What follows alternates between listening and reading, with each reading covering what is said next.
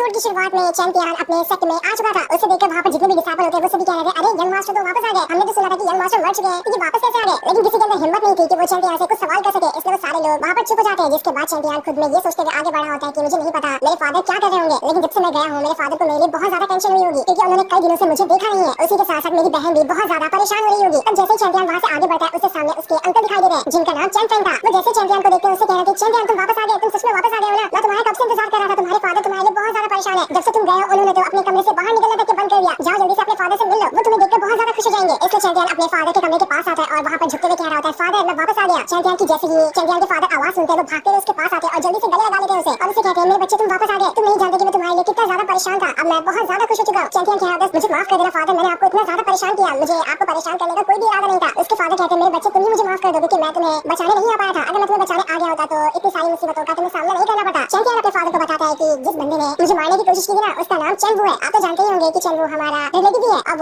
मेरे अंकल का बेटा है। जिसको उसके फादर कहते हैं, हाँ मैं जानता हूँ, बस तुम यहाँ पर वापस आ गए हो ना, मेरी सारी टेंशन खत्म हो चुकी है। जिसने भी तुम्हारे साथ ऐसी हरकत करने की कोशिश की होगी मैं उसे जिंदा नहीं छोड़ूंगा, चाहे वो कोई भी क्यों ना हो। दूसरी तरफ चेंबू जैसे ही अपने फादर के पास आता है ना, उसका फादर उससे कह रहा होता है, आके तेरे से इतना छोटा सा टास्क नहीं हुआ, मैंने तुझे कहा था कि तुझे चैंपियन की जान लेनी है, लेकिन तब भी वो जिंदा वापस कैसे आ गया? चेंबू कह रहा होता है, फादर मुझे माफ कर दो, लेकिन मैंने अच्छे से कंफर्म किया था कि चैंपियन जिन नीचे गिरा भी है या फिर नहीं। जब मुझे लग गया था कि वो गिर गया तभी मैं वापस आया था, और न जाने कौन सा जादू हो गया कि वो जिंदा बच चुका है। उसका फादर कह रहा होता है, अपना मुंह बंद कर ले, तुझे कोई काम ढंग से करना नहीं आता, तू किसी काम का नहीं है। तब थर्ड अंकल जो था वो चेंबू के फादर से कह रहा होता है, अरे भाई शांत हो जा, ये वैसे भी चेंबू जो है किसी काम का नहीं है, तुमने इसे इतना बड़ा टास्क क्यों दे दिया था? साथ ही चैंपियन के वापस आने से हमें कुछ खास फर्क तो पड़ने नहीं वाला है, क्योंकि वो तो वैसे भी एक लूजर ही है, वो ज्यादा से ज्यादा हमारा क्या ही उखाड़ लेगा। हमारे पास अभी टाइम है, हम चैंपियन के फादर को नीचे करते हुए चैंग फैमिली की पूरी कंट्रोल को हासिल कर सकते हैं। दूसरी तरफ चैंपियन अपनी फैमिली के ट्रेनिंग रूम में होता है, वहाँ पर बैठकर वो अपना कल्टीवेशन कर रहा था। साथ ही वो ये भी कह रहा होता है कि बस कुछ ही दिन बाकी है मार्शल आर्ट कंपटीशन को शुरू होने के लिए, मुझे उसके लिए खुद को तैयार करना पड़ेगा और उसके लिए मुझे जल्द से जल्द अपने वॉरियर रैंक को ब्रेक थ्रू करना है। मेरे पास हाल फिलहाल तो सामुराई रैंक की पावर है, उसके बाद मेरी पावर वॉरियर रैंक में पहुंच जाएगी, तब मैं बड़ी आसानी के साथ कंपटीशन के अंदर जो भी मुझसे फाइट करने के लिए आएगा ना, मैं उसके साथ फाइट करके उसे हरा भी पाऊंगा। इसलिए वो पूरी मेहनत से वहाँ पर अपना कल्टीवेशन कर रहा था। तभी चैंपियन को किसी की आवाज सुनाई देती है जो उससे कह रहा था, भले से तुम्हारे पास कितनी भी पावर क्यों ना आ जाए, जब तक तुम्हारे पास कोई मास्टर नहीं होगा तुम्हें सिखाने के लिए, तब तक तुम खुद को और ज्यादा पावरफुल नहीं बना पाओगे। चैंपियन हैरान था कि अरे ये कौन बोल रहा है, किसकी आवाज है ये? जिसके बाद वहाँ पर स्वॉर्ड एम्परर आता है जो कि अभी तक जिंदा था। वो चैंपियन से कह रहा था, तुम्हारे पास टैलेंट तो ऐसा है कि हजारों साल में किसी के पास ना हो, लेकिन तुम्हारे पास एक मास्टर की कमी है। चैंपियन उसे देखकर कहता है, अरे तू अभी तक जिंदा है, मैंने तो अपने हाथों से तुझे मार दिया था, फिर तू जिंदा कैसे बच गया? स्वॉर्ड एम्परर कह रहा होता है, तुम्हारी जो स्वॉर्ड थी जिसका इस्तेमाल करते हुए तुमने मुझ पर हमला किया था वो बहुत ज्यादा स्ट्रांग थी, उसने मेरी फिजिकल बॉडी को तो डिस्ट्रॉय कर दिया, लेकिन मेरी सोल तुम्हारी इमेजिनेशन से भी कहीं गुना ज्यादा स्ट्रांग है जो कि डिस्ट्रॉय हो ही नहीं सकती। इसलिए ये मेरी सोल है जो तुम्हारे पास अभी तुम्हारे सामने खड़ी है। तुम्हारा और मेरा जो साथ था वो अभी तक खत्म नहीं हुआ है, इसकी तो बस अभी शुरुआत ही है, अभी तो हमें साथ में बहुत ही लंबा टाइम और बिताना है। चैंपियन को कुछ समझ नहीं आ रहा था कि आखिर ये स्वॉर्ड एम्परर कहना क्या चाहता है। वो उसे कहता है, आखिर तुम क्या चाहते हो, मुझे साफ साफ बताओ। स्वॉर्ड एम्परर चैंपियन से कह रहा होता है, तुम्हारे दिमाग के अंदर ना बुक ऑफ हीवन देखी ना, उसका इस्तेमाल करो तो तुम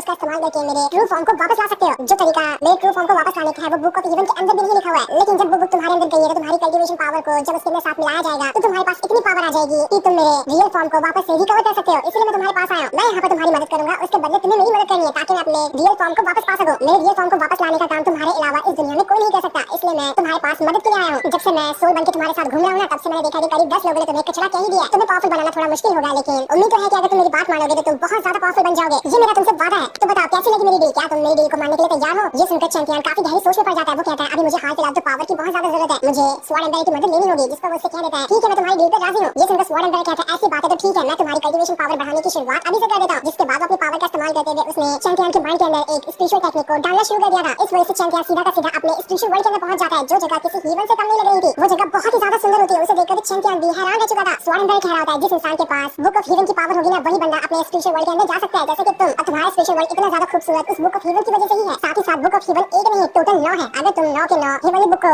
ढूंढकर उसे कलेक्ट कर सकते हो तो तुम्हारे पास इतनी पावर आ जाएगी कि तुम आराम से हीवन में भी जा पाओगे। वहां जाने के बाद भी तुम्हारे पास इतनी पावर रहेगी कि हीवन के बंदे भी तुमसे नहीं टकरा पाएंगे। जब तुम मरे थे ना तब भी तुम पूरी तरह से मर गए होते, लेकिन इस बुक ऑफ हीवन की वजह से ही तुम्हारे अंदर एक दूसरे बंदे की पावर चली गई थी और उसी की पावर और स्पिरिट की वजह से आज तुम जिंदा हो। लेकिन तुम्हें पता है तुम्हारे पास जो एक बुक ऑफ हीवन है उस वजह से तुम सिर्फ 10 साल के लिए ही जिंदा रहोगे। अगर तुमने इन 10 सालों के अंदर दूसरी बुक ऑफ हीवन को नहीं ढूंढा ना तो 10 साल के बाद तुम मर जाओगे। इसलिए तुम्हें कैसे भी करके पूरे 9 के 9 बुक ऑफ हीवन को ढूंढना पड़ेगा अगर तुम हमेशा जिंदा रहना चाहते हो तो। इसके बाद स्वॉर्ड एम्परर चैंपियन से कहता है, देखो मैं यहाँ पर तुम्हें टेक्निक सिखा रहा हूं, मैं बार बार नहीं सिखाऊंगा, जैसा मैं कर रहा हूँ ना मेरे स्टेप पे ध्यान दो और आगे से तुम्हें ऐसे ही करना है। वो कहता है, सबसे पहली टेक्निक जो होगी वो 13 स्लैश अटैक है। इसका इस्तेमाल करते हुए तुम एक बार में 13 स्लैश अटैक कर पाओगे, जिस वजह से तुम्हारे पास चाहे ह्यूमन हो या डीमन हो उससे कोई फर्क नहीं पड़ता और वो सबके सब मारे जाएंगे। चैंपियन उस टेक्निक को देखकर हैरान था कि ये टेक्निक तो मुझे हाई लेवल की लग रही है, क्या मैं इसे कल्टीवेट कर पाऊंगा? स्वॉर्ड एम्परर उससे कहता है, तुम इसे कल्टीवेट कर लोगे, लेकिन उसके लिए तुम्हें अपने पास जितनी भी तुम्हारी पावर है ना सबको एक साथ मिलाना पड़ेगा। अपनी सारी पावर को मिला दो, उसके बाद तुम आसानी के साथ 13 स्लैश अटैक को कल्टीवेट कर लोगे। साथ ही तुम्हारे पास जो आर्मर है वो भी कोई नॉर्मल आर्मर नहीं है, वो बहुत ही ज्यादा पावरफुल आर्मर है। तुम्हारे पास कमाल की चीज लगी है, ये तुम्हें हर खतरनाक अटैक से बचाने की कोशिश करेगा। अब मैं वापस से सोने के लिए जा रहा हूँ, उम्मीद है कि तुम इस टाइम के अंदर उस टेक्निक को 13 स्लैश वाली पूरी तरह से कल्टीवेट करके मास्टर बनने की कोशिश करोगे। जब भी तुम्हें मेरी जरूरत पड़े तो मुझे मास्टर कह के बुला लेना, मैं तुरंत तुम्हारे पास आ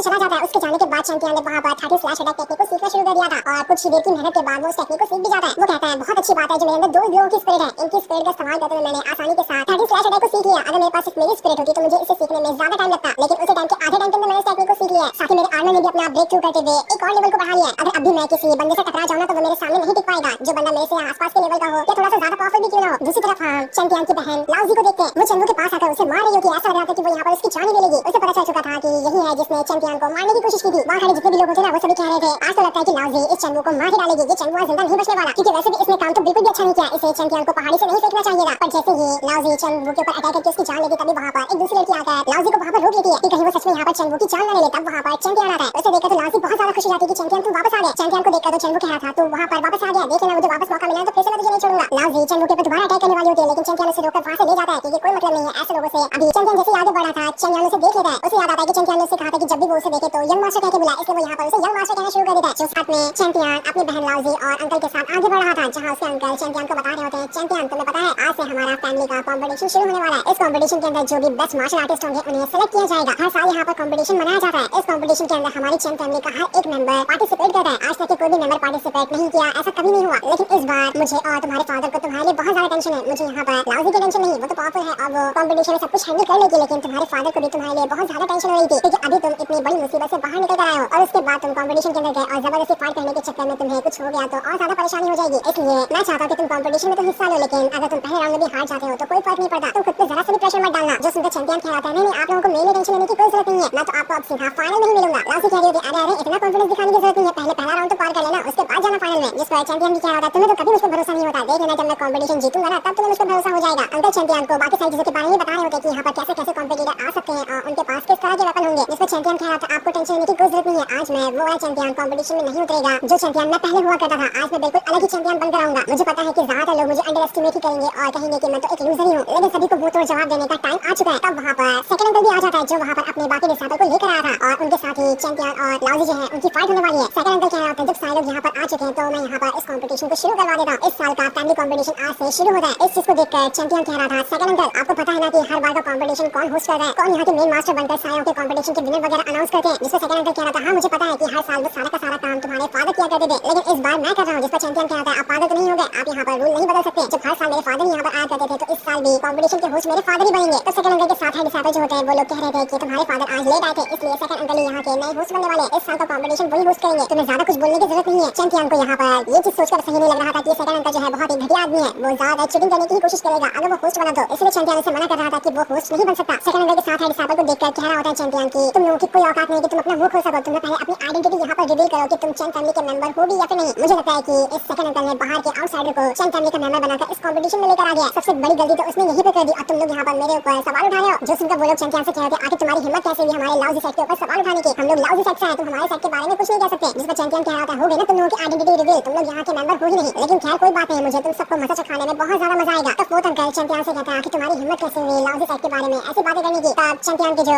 अंकल चैंपियन होते हैं वो सामने आते हैं और सामने आने के बाद वो सेकंड अंकल और फोर्थ अंकल से कह रहे होते हैं तुम लोग आज यहाँ पर कुछ ज्यादा नहीं बोल रहे, जबरदस्ती तुम एक तो होस्ट बने हो, ऊपर से तुम यहाँ पर चैंपियन को ऐसी ऐसी बातें कह रहे हो। तुम लोग क्या तुम्हारी औकात भूल चुके हो? तुमने अपने पालतू कुत्तों को यहाँ पर लेकर आया कंपटीशन लड़वाने के लिए, अब पालतू कुत्तों को कुत्ता कह दिया तो तुम्हें क्या गुस्सा आ रहा है? ये सारी चीजें सुनकर सेकंड अंकल तो एकदम हैरान रह चुका था कि आखिर इस चैंपियन और इस चैंपियन को हो क्या गया। ये चैंपियन पहले तो कभी ऐसी बातें नहीं करता था, पहले हमेशा लूजर होने की वजह से वो पीछे ही रहता था। इस साल देखो कुछ ज्यादा ही नहीं उछल रहा। तब वहाँ पर चैन फैमिली के एक एल्डर आते हैं। वहाँ आने के बाद वो सभी से कह रहे थे आखिर यहाँ पर ये क्या मामला है जिसके बारे में सारे लोग बातें कर रहे हैं। वो सेकंड अंकल से कह रहे थे सारी चीजें तुम्हारी वजह से शुरू हुई है, इसलिए तुम सभी से यहाँ पर माफी क्यों नहीं मांगते? लेकिन सेकंड अंकल इसके लिए यहाँ पर माफी मांगने को तैयार नहीं होता। जिसके बाद चैंपियन के फादर वहाँ पर आने के बाद कह रहे होते हैं ठीक है अब से यहाँ पर ये कंपटीशन शुरू किया जाता है। पहले ही काफी ज्यादा टाइम वेस्ट हो गया, अब और टाइम वेस्ट नहीं किया जाएगा। एल्डर वहाँ पर बता रहे होते हैं कि पहले राउंड के अंदर सारे के सारे पार्टिसिपेंट मौजूद हैं, लेकिन इनमें से सिर्फ 8 ही लोग होंगे जो सेकंड राउंड के अंदर जाएंगे। तब चैंपियन के पास एक लड़की आती है जो सभी से कह रही थी चैंपियन मेरा शिकार है, मैं उसके साथ फाइट करने वाली हूँ, कोई भी उसके साथ फाइट बिल्कुल भी मत करना। जिसके बाद देखते ही देखते कंपटीशन को शुरू कर दिया जाता है। सारे लोग एक दूसरे के साथ फाइट कर रहे थे, लेकिन बेचारा चैंपियन वहाँ पर खड़ा होता है, उसके साथ कोई फाइट करने आया ही नहीं था। बाकी के साथ लोग एक दूसरे के साथ ही फाइट करते हुए वहाँ पर जीत चुके थे, इसलिए चैंपियन को बिना कुछ किए यहाँ से सेकंड राउंड में प्रमोट कर दिया जाता है, जहाँ पर अब सिर्फ 8 ही लोग बचे हुए हैं। अब सेकंड राउंड में चैंपियन की सबसे पहली फाइट चैंपियन के साथ ही होती है, जहाँ पर चैंपियन काफी ज्यादा गुस्सा था। वो चैंपियन से कह रहा होता है पिछली बार तुमने मुझे बहुत मारा था ना, उसका सारा का सारा बदला मैं आज तुमसे यहाँ पर ले लूंगा। उसे देखकर चैंपियन कहता है क्या हुआ यंग मास्टर नहीं कह रहे हो, ज्यादा ही जोश चढ़ गया क्या? रुको अभी तुम्हारा जोश उतार देता हूँ। इसके बाद वो सिर्फ एक ही फ्लैश अटैक किया चैंपियन पे कर देता है। चैंपियन की तो वहाँ पर स्वॉट तक के टूट जाती है, बुरी तरह से हालत खराब हो चुकी थी और बस एक ही फ्लैश अटैक के अंदर चैंपियन ने ये वाला राउंड जीत लिया था। सेकंड अंकल ये देखकर पगला चुका था कि चैंपियन बस एक अटैक के अंदर हार गया। ये चैंपियन को आखिर हो क्या गया? चैंपियन पहले ऐसा तो नहीं था, उसके पास सब घड़ियाल अटैक थे, लेकिन इसने अभी यहाँ पर बहुत ही खतरनाक अटैक का इस्तेमाल किया है। कहीं ये चैंपियन पावरफुल तो नहीं बन गया ना। उसी के साथ साथ लाउजी जो होती है वो भी अपना ये राउंड इस तरह से सेकंड राउंड को जीतने वाले लोग 4 लोग बनते हैं, जिसमें से एक चैंपियन था, दूसरा चेन वूजी था, तीसरी लाउजी होती है और चौथी एक लड़की चेन जुई होती है। इसके बाद अब थर्ड राउंड यहाँ पर शुरू कर दिया जाता है, जिसमें से चैंपियन की सबसे पहली फाइट चेन वूजी से होने वाली है। जैसे ये फाइट शुरू होने वाली होती है, चेन वूजी वहां पर आने के बाद अपने वेपन को बाहर निकाल लेता है और चैंपियन से कह रहा होता है तुम्हारी किस्मत तो बहुत ज्यादा अच्छी है जो तुम आज यहाँ पर खड़े हो। इससे पहले कभी भी तुम थर्ड राउंड तक तो पहुंचते ही नहीं थे, लेकिन अफसोस की बात है कि तुम इससे आगे तो जा ही नहीं पाओगे। यही थर्ड राउंड तुम्हारा आखिरी राउंड होगा इस साल के कंपटीशन का भी। चैंपियन उससे कह रहा होता है चेन वू देख लेना, आज मैं तुझे यहाँ पर जिंदा नहीं छोड़ूंगा। आज यहाँ पर दुनिया की कोई ताकत क्यों ना आ जाए, तुझे मेरे हाथों से कोई नहीं बचा सकता। पिछली बार तूने मेरी जान लेने की कोशिश की थी ना, इस बार मैं तेरी जान लेने की कोशिश नहीं करूंगा बल्कि मार ही डालूंगा। जिस पर चेन वू कह रहा होता है तू अपनी घटिया सी स्किल लेकर मुझे मारने चला है, देखना ध्यान से कि कहीं ऐसा ना हो जाए तेरी ही टेक्निक तुझ पे भारी पड़ जाए और तू अपनी ही टेक्निक की वजह से मारा जाए। इसके बाद अब देखते ही देखते चेन वूजी और चैंपियन के बीच में फाइट शुरू हो जाती है। दोनों की पावर का इस्तेमाल करते हुए एक दूसरे के ऊपर अटैक कर रहे थे। चैंपियन अपनी स्वॉर्ड का इस्तेमाल करता तो